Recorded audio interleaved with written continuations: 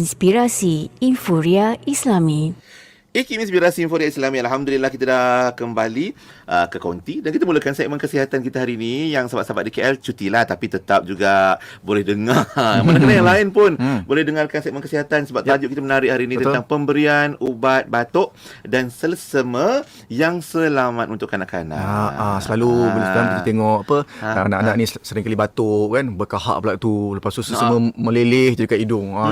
Itu yang merisaukan ibu bapa tu. Jadi kita bawa pakar-pakar kita lah, doktor dan juga pegawai farmasi kita. Kita kenalkan mereka dulu. Dari Hospital Tunku Azizah Kuala Lumpur, Dr. Chong Yi Wan, pakar pediatrik, dan juga Puan Nur Hidayah Rosli, pegawai farmasi kita. Assalamualaikum, selamat pagi. Selamat pagi.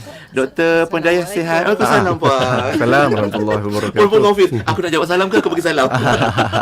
Tapi kita ucap terima kasih banyak-banyak pada both our guest today yang datang konti ya. Sepatutnya macam hari cuti ni kan? kami dekat pejabat pun tak ada orang ya, sebab KL hari wilayah hari ni.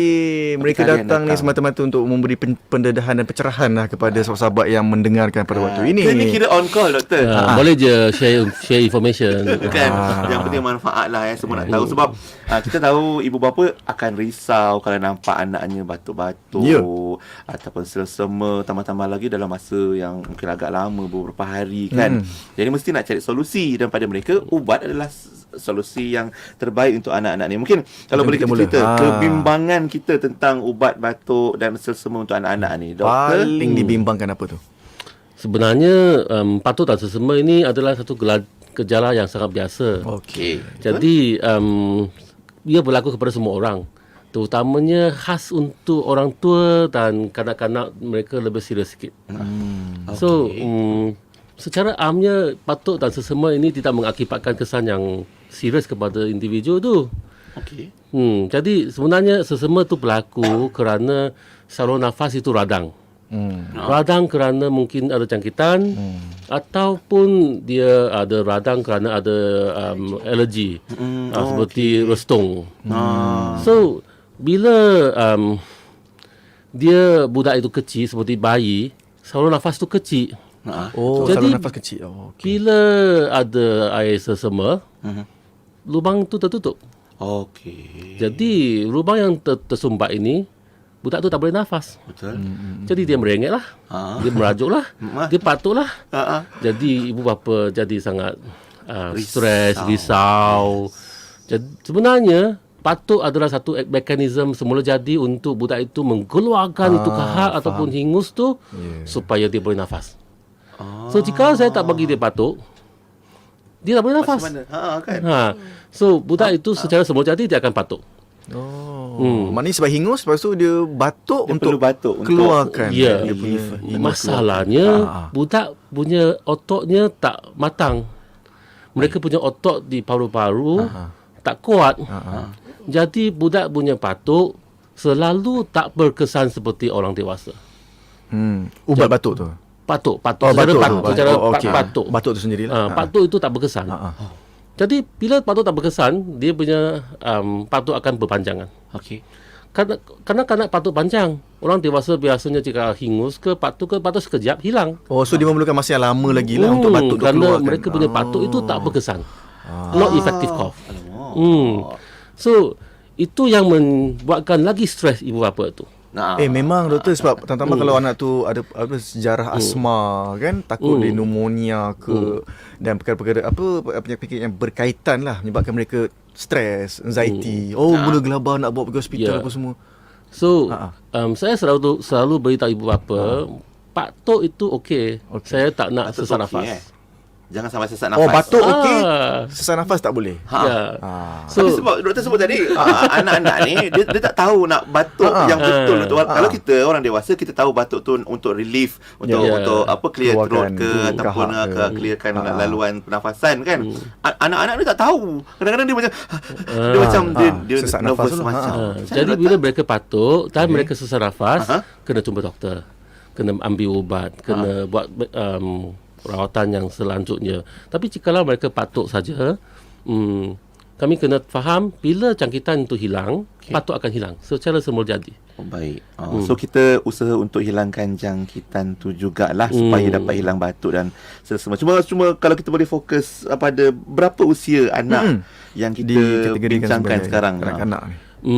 Biasanya ibu bapa yang sangat risau untuk batuk sesemanya, biasanya budak yang kurang 2 tahun. Kurang 2 tahun ya.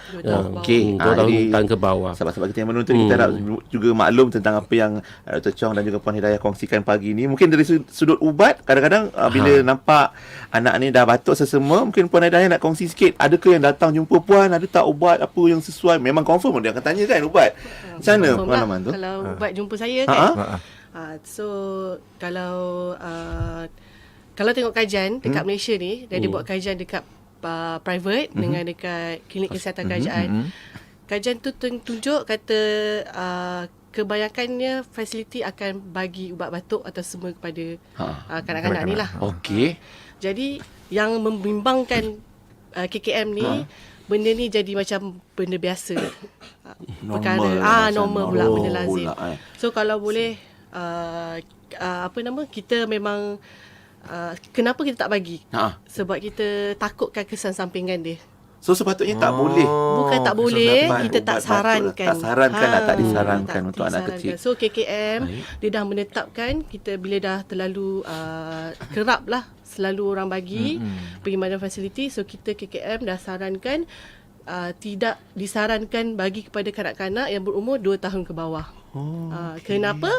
Atas faktor kesan sampingan. Sebab diorang ni macam tadi doktor cakap, dia belum matang dia punya organ, dia punya semua kan otot-otot semua. Jadi dia takut kesan sampingan tu boleh membawa bahaya kepada kanak-kanak tersebut. Jadi apa yang KKM tekankan juga untuk ahli profesional macam doktor farmasi juga, kalau beli kat luar ke, dapat kat luar ke, even kat KKM sendiri, untuk lebih berhati-hatilah bila dan menitik beratkan bila nak prescribe ataupun bagi ubat batuk. Tapi itu yang kita fokus tapi macam mana kita nak bagi kanak-kanak tu batuk dengan sendirinya? Kena tepuk belakang ke? Ke kita kena tunjuk Macam contoh. tunjuk contoh. Ikut daddy, ikut papa. Macam mana kamu buat pun tak berkesan.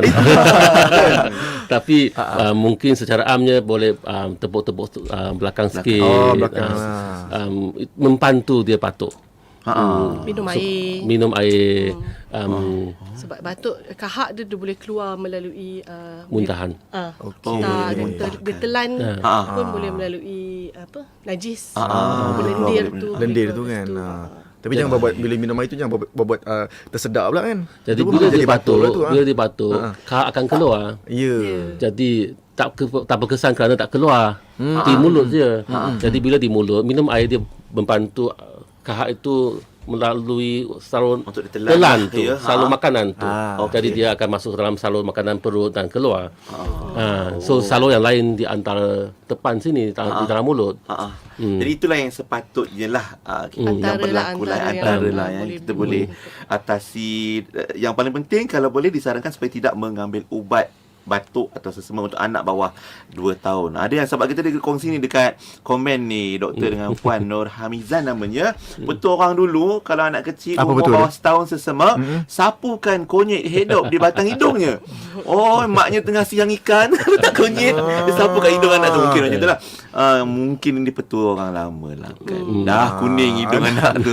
Kuning pula hidung anak. Cuma je lah ibu bapa ni nak kena pasti ubat nak beri kepada anak-anak mereka ni ataupun anak buah anak-anak ni lah. Macam mana kita nak kena pasti tu? Mungkin doktor nak tambah. Doktor nak tambah sebelum kita berehat sikit. So kalau pertama sekali bila dapat je ubat tu, baca label. Baik. Jangan main terus bagi je. Tengok label dulu, ubat ni untuk apa. Sebab selalu akan tulislah nama. Untuk pengetahuan, saya bagi secara general, ubat batuk dan semua dia ada 5 jenis. Kalau tengok kat farmasi, memang kat brand tu memang dah tulis lah. Antara yang dia akan tulis kat situ, 5 tu, satu dia tulis antihistamin. Antihistamin ni dia macam nak block histamin. Sebab bila kita batuk semua tu, histamin dalam badan tu keluar lah. And then dia tu contoh kita bagi histamin tu apa? Hingus lah? Bukan hingus. Histamin itu asasnya radang. Radang. okey. Yang penyebabkan tu. okay. So yang tu selalu kita bagi pada pesakit yang berair hidung atau dia selalu kerap bersin atau orang alergik lah kalau orang dewasa alergik kita bagi. Yang kedua kita panggil antitasif. Antitasif ni ubat batuk. Tapi pada orang yang batuk tak berkahak. Dia tujuan dia untuk suppress batuk tu tapi kalau tak ada kahak. Okay. Yang ketiga kita panggil jenis decongestant. Decongestant ni selalu kita bagi untuk orang yang hidung tersumbat. Yang macam tadi blok-blok tu, itu jenis ubat dia. Yang keempat kita panggil expectorant. Expectorant ni adalah ubat batuk mana dia bantu untuk cairkan kahak. So bila kita batuk kahak tu cair senang untuk kita spill out lah keluar. Dan yang last tu kita panggil agent mucolytic.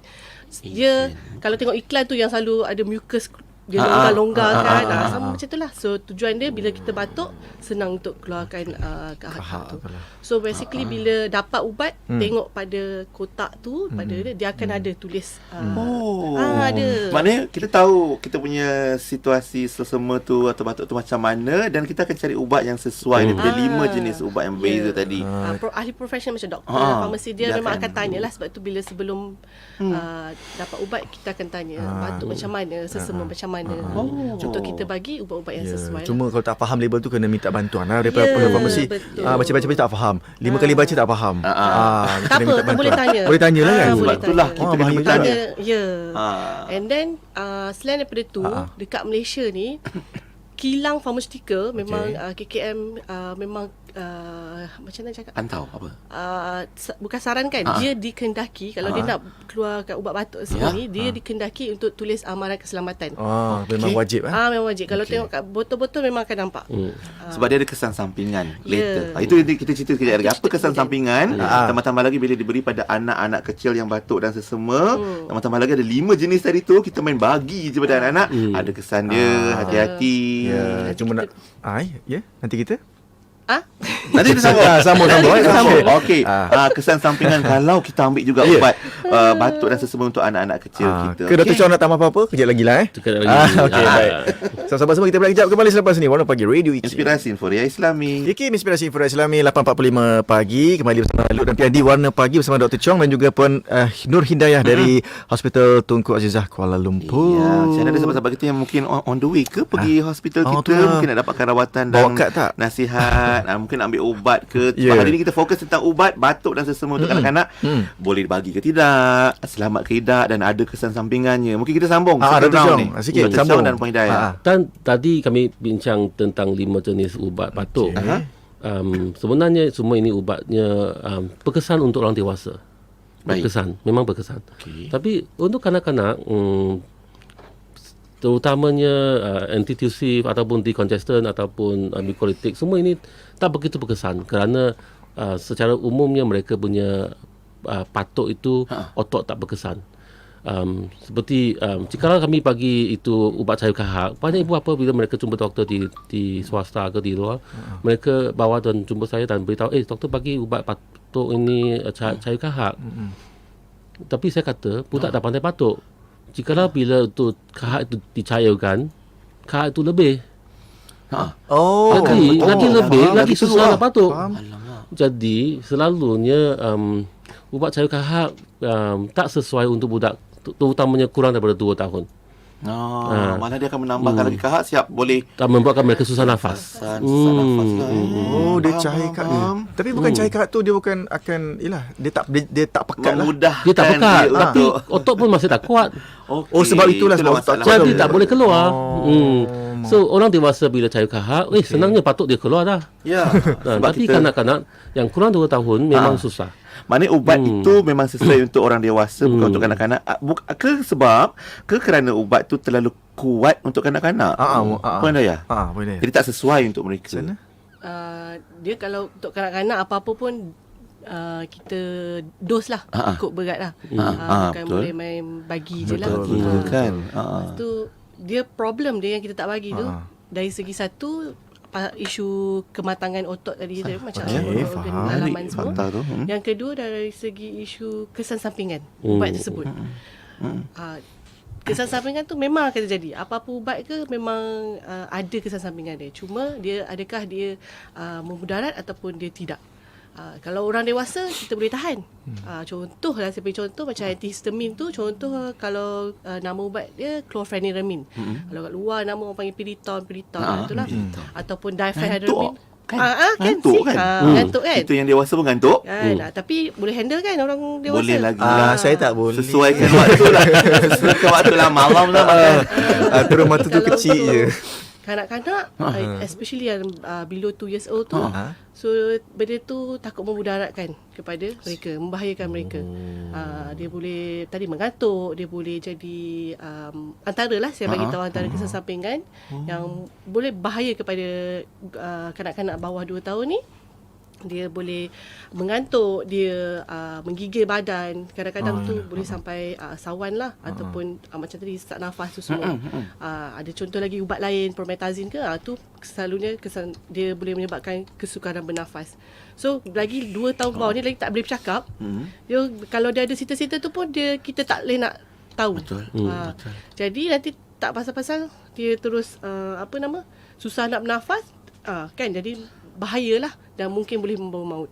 Jadi sebab tu kita cuba elakkan, kita tak sarankan KKM tak sarankan untuk bagi bawah 2 tahun. Maknanya untuk dua-dua lah, batuk yang sesama lah. Dua-dua tu memang tak disarankan. Apa-apa tadi yang agent, especially yang 3 tadi tu lah, antihistamin, antitasif dengan Agent decongestant. Tapi kalau ubat tu tak mengantuk macam mana tu? Apa pun ubat tu dia yang bawah 2 tahun memang kita tak, bukan kalau tak mengantuk dia ada kesan sampingan lain. Oh, seperti? Macam boleh badan menggigil, ataupun dia boleh gangguan pada saraf. Sebab dia orang baru nak develop kan, dia baru nak matang kan. Jadi kita pun tak tahu kesan tu macam mana pada kanak-kanak bawah 2 tahun. Kalau atas 2 tahun tu 2 sampai 6 kita tak sarankan juga, tapi boleh diberilah. Mengikut dos mungkin yang sesuai. Ya, dengan dos. First dose, yang kedua dengan waktu yang betul lah. Benda 3 kali ke, 2 kali ke, sekali ke, make sure tu betul. Dos pun selalu kalau budak ni, dia dos dia mesti kita akan calculate per berat lah, ikut berat per kg. Dia bukan boleh sebarangan, oh ni 6 tahun, 6 tahun 5 ml terbantai, tak boleh. Dia kena tengok pada berat anak tu macam mana. So dia akan base pada berat. So sebab tu individual lah, setiap dos tu akan individual untuk setiap kanak-kanak. Saya ada soalan berkenaan dengan kanak-kanak yang ada asma kan. Kadang-kadang tu kita dengar dia batuk, kita macam risau. Lepas tu kita bagi dia puff inhaler tu. Adakah itu pun tak boleh ke macam mana tu, Dr. Chong? Itu ubat inhaler itu ada 2 jenis ubat. Satunya ialah steroid, budesonide ataupun fluticasone.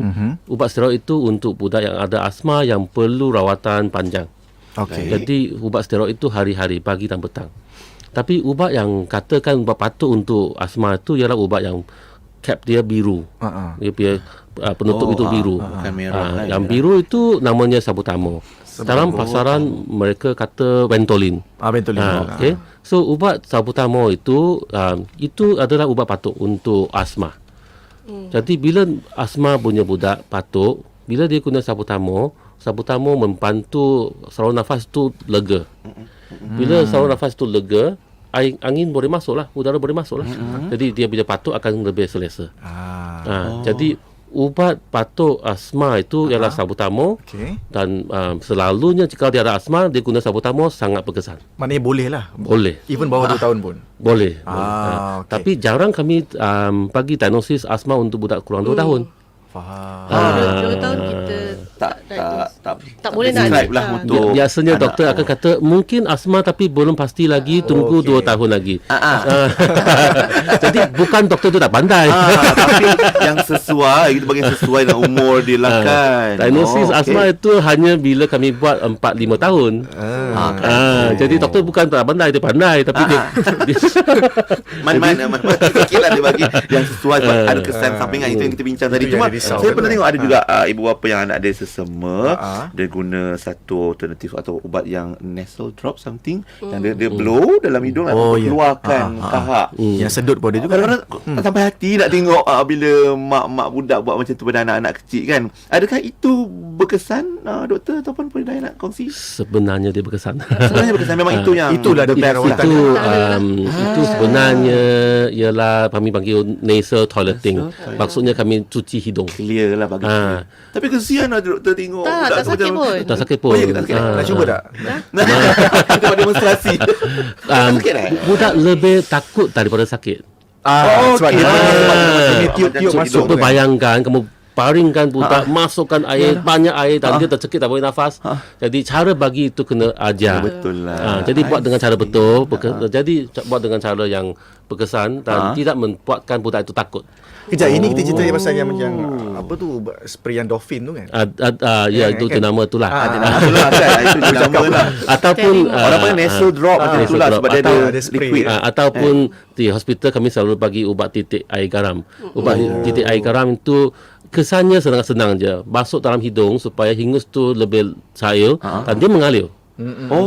Kerana dia tak pekat, jadi dia boleh mengalir. Jadi bila dia mengalir keluar ataupun mengalir ke dalam kerongkong dan dia telan.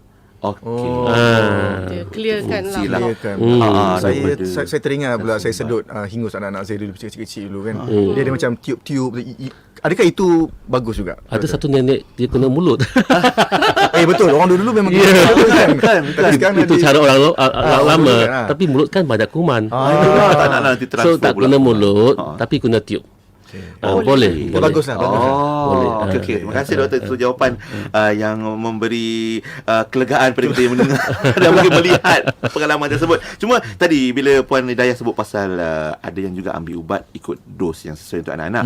Yang kita risau dan cara kita ni dia share ubat. Abah punya ubat dalam peti itu juga yang dia pakai untuk anak dia. Kalau dia nampak budak tu sesama atau batuk kan. Tapi with lesser dose ataupun yang lebih kurang, macam mana tu Puan nasihatnya? Nasihat sikit. Sekolah Ni sikit. marah ni. Janganlah sharing is caring katanya. Sama sinara tu. Kalau parent buat macam tu marah ni. Marah. Okey. So mula-mula kena faham. Kanak-kanak ni, anak-anak kita ni dia bukan mini version dewasa. Yang senang kita nak divide dua je. Kenapa saya cakap macam tu? Satu, dia ada dua faktor. Kita ulang lagi sekali. Yang pertama, sebab berat badan. Jauh sangat rendah daripada orang dewasa. Kalau kita 60 kilo, dia baru 20. Bawah 10 kilo je. So, jarak beza sangat. So, kita tak boleh nak terus calculate macam tu saja. Main rendah-rendah agak-agak. Lepas tu yang kedua saya cakap, apa-apa pun dos untuk ubat kanak-kanak ni, kita akan base pada body weight pesakit. So, even antara satu kanak-kanak, anak-anak yang lain pun, berat mereka lain-lain, dos mereka pun lain-lain. Walaupun kita memberi ubat yang sama. Tapi rugilah Puan Hidayah. Ubat tu dalam gobok tu. Macam tak busik pun. Anak-anak ni kita bagi je lah. Ke macam mana? Jangan macam tu. Jangan tak macam rugi. Ubat tu boleh tahan. Kalau disimpan dengan cara yang betul, dia boleh tahan 3 ke 6 bulan.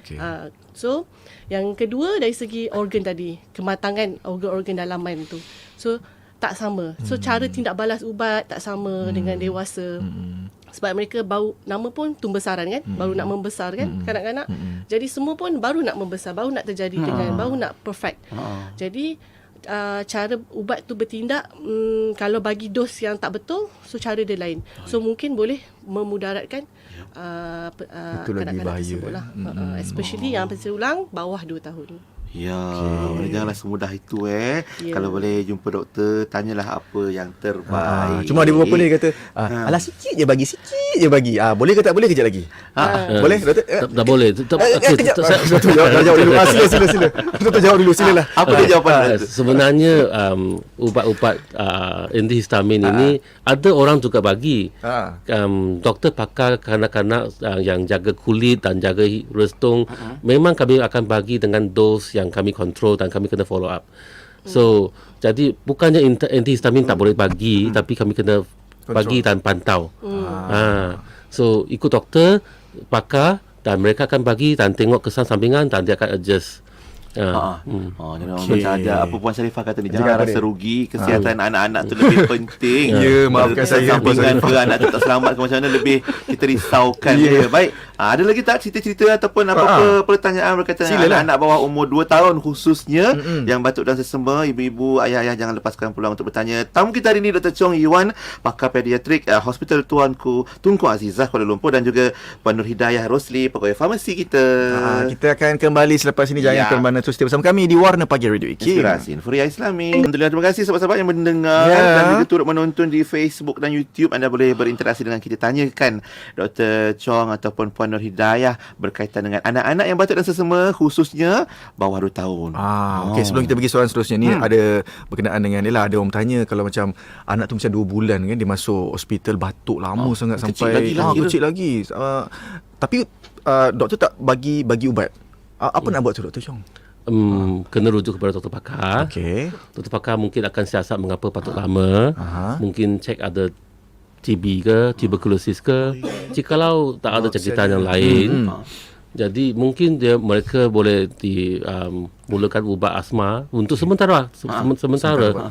Seperti ubat salbutamol itu boleh guna untuk sementara. Jikalau tak ada jangkitan lain. Tapi kena dipantau doktor. Selalunya dia akan perlahan-lahan hilang. Selalu dia akan perlahan-lahan hilang. Bila dia dalam masa berapa lama tu doktor? Biasanya lah, pengalamannya 2-3 bulan. 2-3 bulan juga. Itu time frame. Selagi siasatan untuk jangkitan yang lain sudah dibuat. X-ray sudah dibuat, jangkitan tuberculosis sudah dibuat, dan tak ada masalah jangkitan yang kami risaukan. Jadi kami boleh pantau dan tengok. Maknanya itu masa yang biasanya diambil untuk mengenal pasti apa punca. Dan maknanya normal lah kalau anak-anak ni seawal 2 bulan boleh ada masalah batuk. Macam normally biasanya berapa usia anak-anak yang kalau kita nampak ada masalah batuk dan sesama ni? Bergantung kepada berapa awal kamu bawa budak kamu keluar jalan-jalan. Sebab budak kan mereka punya daya tahanan tak kuat. Sikit-sikit batuk, sikit-sikit virus dia akan dapat. So jikalau kamu tak bawa anak kamu sampai 6 bulan baru bawa keluar, dia akan dapat jangkitan. So exposure tu sebenarnya mendedahkan anak-anak ni lebih pada virus. Sebab kita tak tahu kan di luar sana macam mana. Kan. So sebenarnya lagi awal budak itu dapat jangkitan virus, lagi senang dia dapat lagi kali kedua, ketiga, keempat. Kerana paru-paru sudah radang. So elakkan lebih bagus daripada rawatan. Betul. Jadi budak kecil saya selalunya tak galakkan mereka bawa jalan-jalan tempat banyak orang. That's why itu sebab pakai mask pun tak boleh doktor. Budak-budak tak pandai pakai mask. Lupa pula. 1 bulan, 2 bulan, 3 bulan tak pandai pakai mask. Begitulah kisahnya. Maknanya mungkin ada orang dia kata bawa keluar awal ni biar dia biasa kat luar, boleh bina dia punya immune system dan sebagainya. Sedangkan itu sebenarnya sangat memudaratkan. Boleh bawa keluar, tapi bawa keluar bila masa banyak tak banyak orang lah. Seperti pergi ke taman yang petang tak banyak orang, boleh bawa keluar. Tempat yang crowded. Menarik. Ya Allah, tolong catat dan ingat pesanan-pesanan doktor dan juga puan. Dan tadi ada satu lagi isu. Kalau tadi macam ubat-ubat untuk jangkitan pada sesama dan batuk. Sekarang ni kita pula ramai juga yang berfikir tentang antibiotik. Ada kata macam ubat ajaib, boleh ubat apa pun je sakit minta kat doktor. Doktor, antibiotik ada?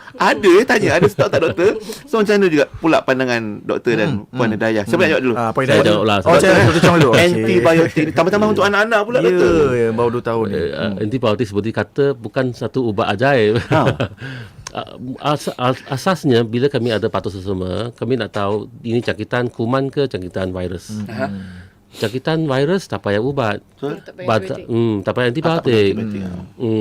Bila badan sudah menang itu virus sudah mati, batuk sesama perlahan-perlahan akan baik. Jadi antibiotik tidak akan bunuh virus, antibiotik bunuh kuman je. Bakteria. Kuman bakteria saja. Itulah fungsi antibiotik kan. Kalau badan tak ada bakteria, tak payah antibiotik. Okey. Secara amnya. So, tak payahlah kami minta antibiotik untuk kanak-kanaknya. Sebenarnya budak batuk sesama. Ambil antibiotik macam minum air je. Kerana tak ada kesan. Ibu apa banyak datang sini, beritahu doktor saya sudah makan antibiotik 5 hari tapi masih batuk lagi. Kerana itu ubat bukan untuk virus. So, jadi jikalau kami tahu batuk sesama ini dia dapat daripada jangkitan kuman, baru doktor tu bagi antibiotik. Jadi apa bezanya antibiotik dengan antiviral? Antibiotik itu untuk bunuh kuman, bakteria. Antiviral itu untuk bunuh virus. Objektif jawapan tu doktor ya. Terima kasih doktor, sangat jelas jawapan pada soalannya. Baik doktor. Jawapan pada nama. Jawapan nama je pun ada. Alamak. Baik Puan Dayah, ada sahabat kita tanya ni, kalau katanya anak perempuan umur kurang 2 tahun dimasukkan ke sebuah hospital disebabkan demam, batuk, kahak, sesama yang agak teruk. Okey, tapi dia nampak nurse ni kadang-kadang dia tepuk-tepuk belakang badan anak tu. Adakah itu normal? Tu antara rawatan lah yang kita akan buat tu under fisio, selalu kita panggil. Sebab kalau dia masuk tu selalunya kahak tu dah ada dekat dalam paru-paru lah. Kalau dia buat macam tu lah. Sebab dia banyak kadang selalu pernafasan je ke. So dekat dalam paru-paru dah ada. Bila selalu warded tu selalu doktor dengar dalam lung tu dah ada bunyi lah. Wheezing kita panggil. Sound tu. So kalau tu antara treatment dia nak kena longgarkan. Selain daripada kita bagi yang gas tu. Tu yang dia tepuk tu kan. So kita tepuk tu. Tapi dia ada cara tepuk dia tu. Bukan boleh main tepuk-tepuk kan. Yang tepuk mana-mana je. Ada teknik, ada teknik, ada cara position kanak-kanak dia semua. So memang tu antara rawatan yang buat. Sebab kita memang tak bagi kan ubat batuk dengan tu. Itulah. Tepuk je lah. Okey, ni ada soalan daripada sahabat kita ni, Muhammad Zainul Siddiq di WhatsApp. Dia tanya, okey, adakah cough relief patch sesuai untuk bayi? Tak pernah patch, Itu pun saya pun tampal kat mana tu? Itulah saya pun first time juga dengar ni. Memang tak ada ke macam mana? Tak ada lah. Tak disarankan juga. Okey. Sama-sama kalau external, benda tu external luaran, mungkin sebab patch kan. Bukan, dia masuk melalui kulit. Jadi cara dia masuk, berapa banyak dia masuk tu kita tak boleh control. So sebenarnya benda tu pun especially budak memang lagi tak saran lah. Nampak macam simple, tampal saja. Biasanya dia masuk melalui kulit. Cara patch ni cara dia bertindak adalah dia masuk slow-slow melalui kulit. So kita kalau benda-benda yang macam tu selalu kena pantauan doktor lah. Dan untuk kita tahu macam, tapi kita memang tak, kalau tak saya pernah dengar kat luar tapi kat kita KKM memang tak ada. Tapi memang tak sesuai untuk kanak-kanak sebab kita tak boleh agak macam mana dia masuk ubat tu bertindak dengan kanak-kanak tersebut. Kalau orang dewasa pun kita belum pasti, apatah lagi untuk anak-anak. Dan ada satu soalan tadi tentang antibiotik kan. Saja nak tanyalah apa respon Puan Hidayah kalau tiba-tiba orang datang jumpa Puan Hidayah, dah lah patutnya minta ubat. Dia boleh tanya, "Puan, antibiotik ada?" Apa respon Puan? Macam minta apa pula dia tarik. Apa respon Puan masa tu? Saya. Dan nasihat Puan lah sebagai farmasis. Garang ke senyum? Saya akan tanya dulu, ada. Kalau dia tak ada, saya jawab lah dulu. Adalah kan. Tapi akan saya tanyalah untuk apa, kenapa. Sebab kalau dari segi, kalau kat luar lah antibiotik ni bukan boleh main bagi macam tu. Dia kena melalui prescription. So kalau dia tanya, saya boleh jawab ada. Tapi ada surat ubat, so kena refer dengan doktor Dia pun dulu Dr. lah. Chong dulu lah. Dah sign pun boleh. Dah kena sign dulu. Yelah, tak boleh main minta-minta over the counter ataupun dapat mana-mana farmasi ke. Tidak semudah itu. Apatah lagi ia berbahaya, takut membahayakan anak-anak kita. Okey, ni ada soalan daripada sahabat kita di WhatsApp. Okey, Puan Ika. Dia tanya, demam berkaitan rapat dengan batuk dan sesama. Setahu saya, ubat demam berfungsi sebagai ubat tahan sakit juga. Jadi, kalau anak 4 tahun alergi dengan ubat demam, paracetamol, ada tak ubat lain yang boleh diberikan? Terdahulu farmasi berikan ibuprofen yang mana doktor klinik kerajaan menyatakan ubat ini tidak boleh digunakan. Okey, ada nak bantu? Okey. Nanti saya sambung. Silakan. Secara umumnya batuk sesama demam itu daripada virus kan. So virus yang paling kerap sering berlaku ialah influenza, flu. So bila budak yang ada flu, mereka makan ibuprofen, kesan sampingan yang membuatkan radang berlaku di otak itu lebih tinggi sikit. Bukannya tinggi 1%, tapi 0.6 ke 0.7%. So, tapi bukannya tinggi sangat. Jadi risiko itu kamu nak ambil ke tak nak.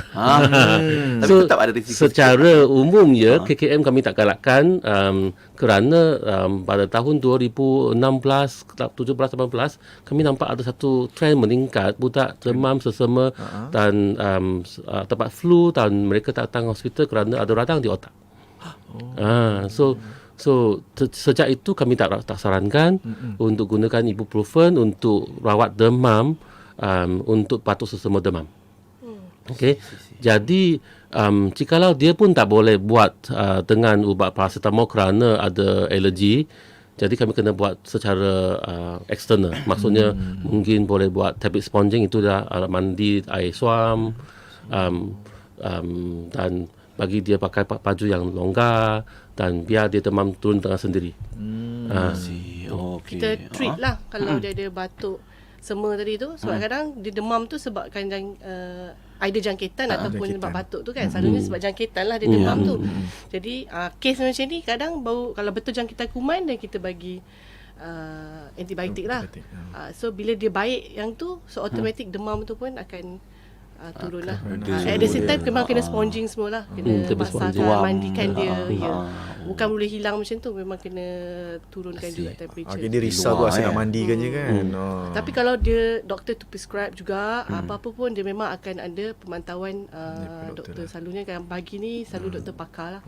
Supaya dia akan pantau kanak-kanak tu dan risk benefit, keperluan dia untuk menerima ubat tu untuk dapat untuk dia perlu dapat. Tengok pada prescription daripada doktor lah, prescription daripada doktor. Tapi macam kalau macam basah-basah kemarin tuan-tuan badan tu untuk sejukkan atau redakan demam tu, itu biasa juga. Itu tak ada masalah puan tak ada masalah. Kan? Memang boleh buat lah. Itu memang dalam buku teks dulu untuk rawatan demam. Rawatan demam anak-anak. So rawatan demam dengan ubat, rawatan dengan tanpa ubat. Jadi bila budak yang ada flu dan demamnya sangat-sangat tinggi dan sudah kena pasti ada flu, mereka boleh ambil ubat antivirus. Itulah. Menjawab soalan saya tadi lah. Jadi jikalau mereka tak pasti ada flu, tak ada kena pasti virus itu, ubat antivirus pun tak disarankan. Tapi jikalau mereka demam tinggi dan ambil cek itu hingus dan dapat nampak dia ada virus flu itu, kami boleh bagi ubat antivirus. Baik. Ni ada mak budak tanya Ida Ramazlan tanyanya, kalau dah ambil sirup PCM still lagi suhu tinggi, boleh masuk PCM sub? Di punggung. Macam mana tu levelnya tu? Boleh, tapi ada tempoh masa. Contoh Contoh kalau macam sirup PCM tu dia setiap 8 jam. 6 ke 8 jam. Antara satu dos ke satu dos. Maksimum sehari boleh 4 kali saja. Baik. Okey? Ni atas 2 tahun kan? Mesti atas umur 2 tahun. Bawah pun boleh. Bawah pun boleh. Atas nasihat doktor lah. Boleh. So dos dia ikut berat. Saya cakap tadi doktor dah akan kirakan lah. And then sirap tu, kalau sirap dia 6 ke 8 jam sehari. Tapi maksimum boleh 4 kali sahaja sehari. Okey, itu maksimum. Dalam waktu tu lepas 2 ke 3 jam, kalau contoh dia dia makan ubat, lepas tu masih demam, sponging macam tadi, mandikan dia, basahkan dia semua, bagi reda lah bagi reda kan tu. Tak boleh bagi lagi sub PCM. Dia boleh bagi lepas dalam 2 jam ke 3 jam baru kita boleh, kalau terlalu tinggi lah, lepas 38 kan baru boleh bagi satu buntut. Okey. Satu je lah. Lepas tu tak, itu pun ikut dos. Ikut dos juga. Sebenarnya dos untuk ubat sub tu, untuk bentuk tu, dia sepatutnya dos lebih tinggi daripada ubat sirap. Katakan untuk budak yang sepatutnya minum 5 ml untuk ubat sirap, mungkin dia kena ambil 2 biji. Jadi bergantung kepada dos itu. So dos untuk ubat sub tu sebenarnya lebih tinggi. Sebenarnya kami KKM tak sarankan untuk ibu bapa bagi sendiri untuk yang sub tu. Sebab dia berbeza kan, dos kita pun tak praktis selalu. So apa-apa tu memang selalu pihak hospital lah yang akan bagi. Kalau memang tak turun juga setinggi, bawa ke hospital berdekatan atau klinik untuk dia dapatkan rawatan. Advice on sub ni lah, kalau perlulah ya, tengok pada suhu. Baik. Okey, baik. Terima kasih Puan dan Ibu Doktor bapa dah jawapannya. dengar tadi jawapan-jawapan daripada Dr. Chong dan juga Puan Hidayah. Mungkin nak tanya lepas ni, apa pilihan yang ada? Apa ubat tak ada, tapi apa pilihan yang ada untuk membantu anak-anak mereka hilang batuk sesama? Kan. Dan ada yang tanya juga macam Apa tanya dia? langkah-langkah penjagaan ubat. Kalau dah sekali ubat tu dah buka, nak letak kat mana ni, nak kena habiskan ke macam mana? Ada nasihat-nasihat lanjut daripada tamu kita hari ini dari Hospital Tunku Azizah Kuala Lumpur. Berehat kejap, kembali selepas ini Warna Pagi Radio Wikin. Inspirasi Inforia Islami. Alhamdulillah, kembali lagi bersama Lut dan Pian di Warna Pagi. Kita bercakap dalam segmen kesihatan bersama dengan Dr. Chong dan juga Puan Hidayah dari Hospital Tunku Azizah Kuala Lumpur. Saya baru tahu hospital ni sebenarnya sister sister kepada Hospital HKL yang fokuskan kepada ibu mengandung dan juga kanak-kanak.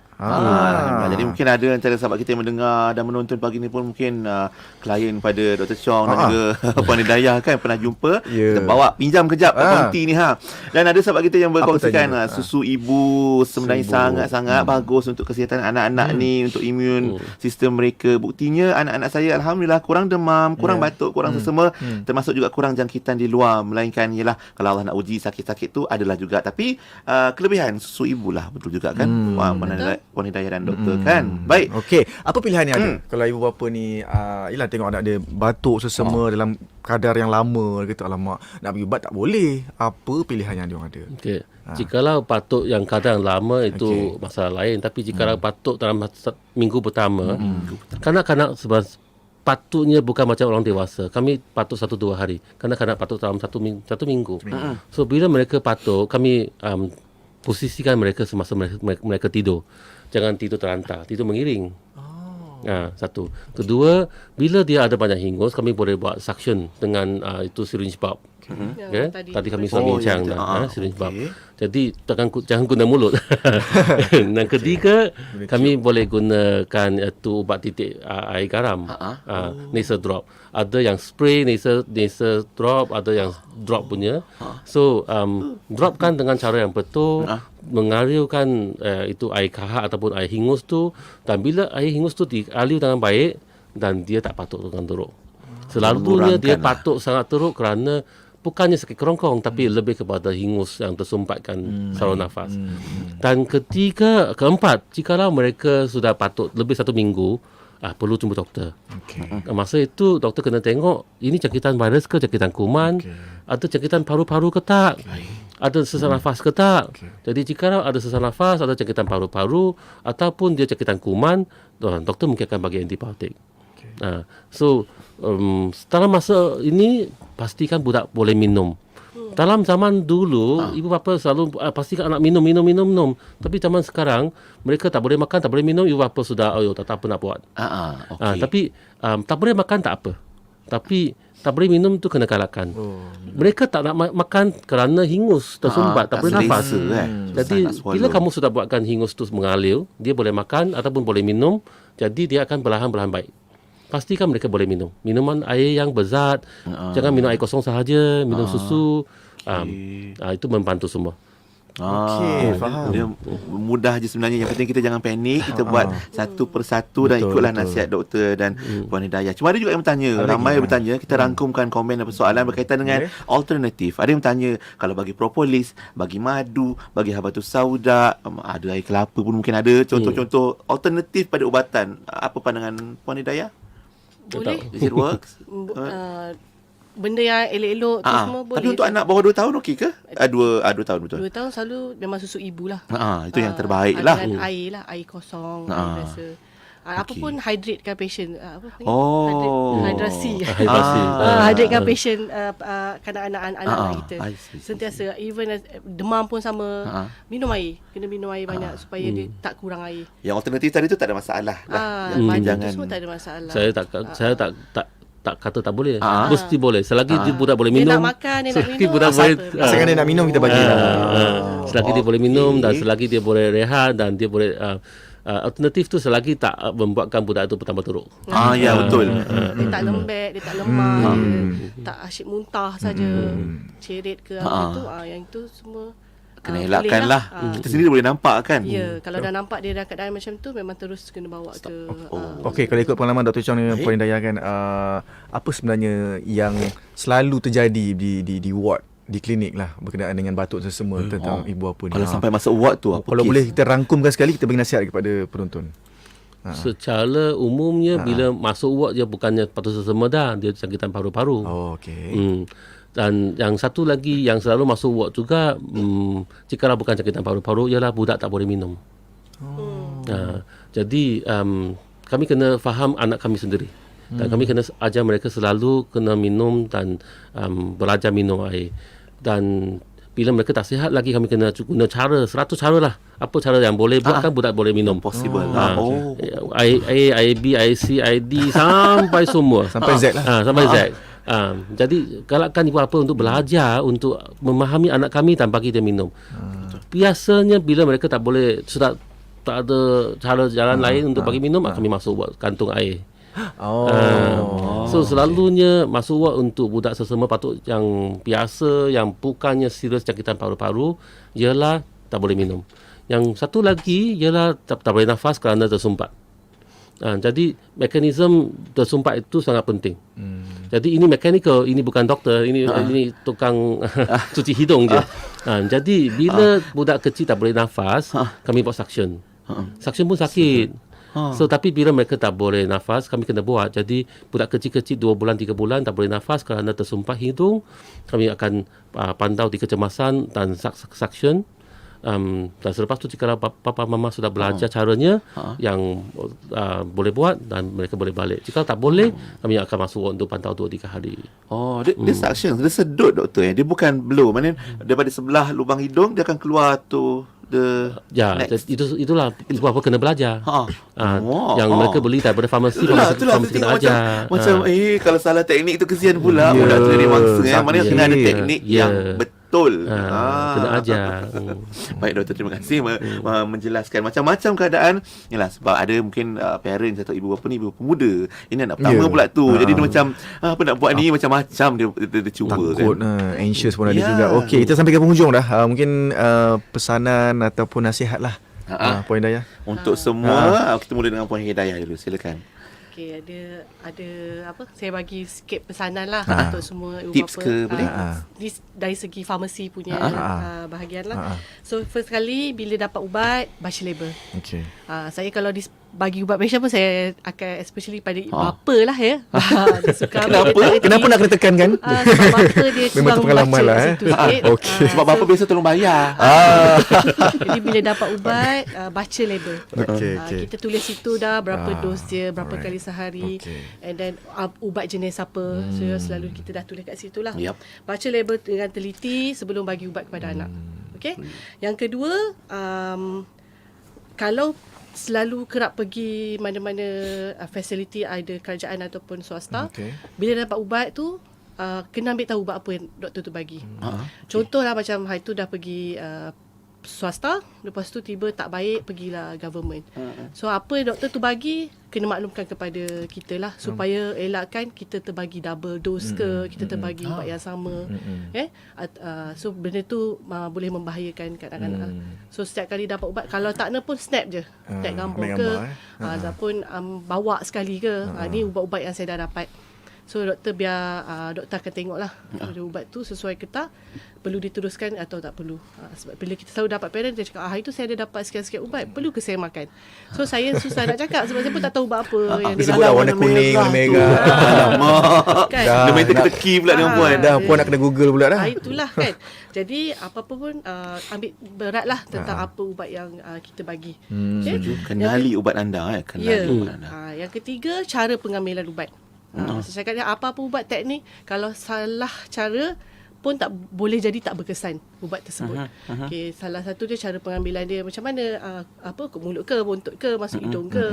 Yang kedua, dari segi kekerapan dia berapa kali sehari. So especially ubat macam antibiotik ke, macam saya tadi kalau ubat demam tadi, setiap 6 ke 8 jam, maksimum 4 kali satu hari. Tu semua kena rutin lah, kena betul. Ambil cara yang betul. Kalau sekarang ambil sekali je pun tak boleh lah. Kalau antibiotik tu, kalau doktor kata okey ni kena makan untuk 7 hari, completekan 7 hari. Walaupun sampai hari ketiga anak dah elok dah, tak boleh. Sebab dia nak bunuh kuman, kena habiskan. kita arahan kena follow lah. sampai 7 hari dan 7 hari baru you stop. Dan kalau kita kata ubat ni kena bancuh sebab dia serbuk, kita bancuh dengan air sekian-sekian, kena buat macam tu lah. So kalau tak faham boleh tanya dengan farmasi. Kita tak adanya tak bagi tahulah sebab saya lagi risau kalau salah bagi. Kan. Betul. Sebab saya ada kes Kesannya lagi teruk ibu bapa bagi serbuk je. Alamak. Dia tarik serbuk tu je. Alamak. Ui. Kan. Kejap macam mana agaknya teknik dia tu. Itulah macam Macam ni. Kan. Okey. Okey. Lepas tu baru dia Nak bancuh. buat macam tak bagus. lepas tu baru dia bancuh. Contoh saya cakap 5 mil kan. Lepas tu kita dah terang dah isi air sampai 100 ml ke apa. Tak dia tarik dulu serbuk. Lepas tu dia bancuh serbuk tu. Serbuk tu yang tarik 5 mil. Okey. Lepas tu dia letak dalam Tarik dalam syringe tu lah. 5 mil. Lepas tu dia bagi tu. Kan. Banyak lah kan. Ya, jadi overdose. Inilah Overdose. kepentingannya bawa telefon bimbit dan kita rekod apa yang dikatakan oleh farmasis. Boleh ya, Puan Nida? Boleh. Boleh juga. Sebab itu saya lebih concern untuk cara dia. Tak faham boleh tanya. Kan. Tolong tanya. Ya. Seterusnya jangan kongsi ubat. Macam tadi dewasa Setuju. ke even antara anak-anak pun kadang-kadang boleh lah ubat demam tu satu ubat pakai satu kan, tapi dos dia berlainan. Jangan macam sapu sekali je. Yang ni pun 5 ml, ni pun 5, ni pun 5. Tak boleh lah. So kita selalu kalau farmasi akan boleh label lah. Ni anak kita memang spesifik nama anak, dos dia macam ni. So nak kongsi satu tu boleh, tapi dengan dos yang mengikut mereka punya dos lah. Tapi kalau dengan orang dewasa tak boleh campur. Yang penting jangan ada rasa ruginya tak habiskan ubat ni. Macam air sirap pula dah. Okey. Okey. Lepas tu Ada lagi? ada lagi dua. Satu penyimpanan ubat, Okey. cara simpan. Kena cara simpan yang betul.